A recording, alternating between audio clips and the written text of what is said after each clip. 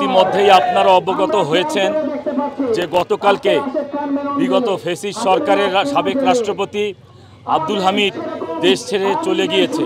তো আমরা অবাক হই, এই দীর্ঘ 5ই আগস্টের পরে দীর্ঘ কয়েক মাসে সে বাংলাদেশে থাকার পরেও কেন গ্রেফতার হলো না এবং তাকে এ দেশের বাইরে যাওয়াতে কারা সহযোগিতা করলো।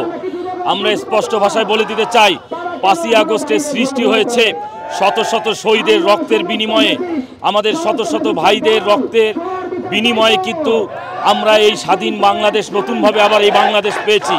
তো আমাদের স্পষ্ট যে কথাটি সেটি হচ্ছে অতি শীঘ্রই আওয়ামী লীগকে নিষিদ্ধ করতে হবে এবং বাংলাদেশে খুনি হাসিনার যে সকল দোষর এখন অবস্থান করছে তাদেরকে দ্রুত গ্রেফতার করতে হবে। আমাদের চোখের সামনে শহরের অলিতে গলিতে ঘুরে ফেরায় প্রশাসন এখানে নিব, কিন্তু আমরা চাই আওয়ামী লীগকে নিষিদ্ধ করে এই বাংলাদেশ থেকে তাদের কবর রচনা করা হবে।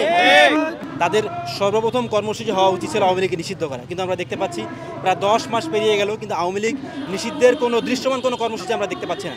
ইভেন আওয়ামী লীগকে পুনর্বাসনের চেষ্টা করা হচ্ছে। গতকালকে স্বৈরাচার শেখ হাসিনার যে রাষ্ট্রপতি আব্দুল হামিদ, সে রাষ্ট্রীয় প্রোটোকল নিয়ে দেশ থেকে বের হয়ে চলে গেল। ইভেন গতকালকে যে নারায়ণগঞ্জের সাবেক মেয়র আইবি রহমান, তাকে যখন গ্রেপ্তার করতে যাওয়া হয় তখন আওয়ামী লীগের লোকজন তাকে প্রোটেকশন দিচ্ছে। ইভেন সাংবাদিকদের সামনে সে স্লোগান দেয় জয় বাংলা জয় বঙ্গবন্ধু। এই সাহস তারা কোথা থেকে পায়? টানা 7মবারের মতো বেস্ট টিস্যু পেপার ব্র্যান্ড হিসেবে স্বীকৃতি পেয়েছে বসুন্ধরা টিস্যু। আমরা অবিলম্বে চাই আওয়ামী লীগকে নিষিদ্ধ করে এবং আওয়ামী লীগকে নিষিদ্ধের কোনো টালবান আমরা মানতে চাই না। গতকালকে দেখলাম এই যে উপদেষ্টা আসিফ পোস্ট করছে যে স্বেচ্ছাসেবক লীগ এবং যুবলীগ নিষিদ্ধ হবে, এর আগে ছাত্রলীগ নিষিদ্ধ হয়েছে। এইরকম কোনো টালবান আমরা মানতে চাই না ভাই, ডিরেক্টলি আওয়ামী লীগকে নিষিদ্ধ করতে হবে।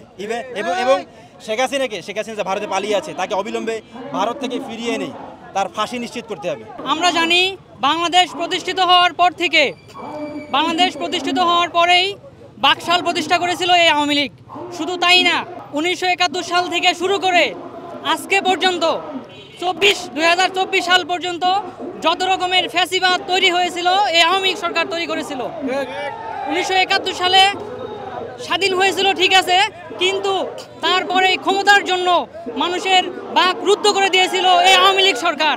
এই বাংলাতে আর ভবিষ্যতে যেন কোনো দল এরকম ফ্যাসিবাদ তৈরি করতে না পারে, তার জন্য আমরা এখানে অবস্থান করেছি। আওয়ামী লীগকে নিষিদ্ধ না করা পর্যন্ত আমরা এই রাজপথ ছাড়ব না। সংগ্রাম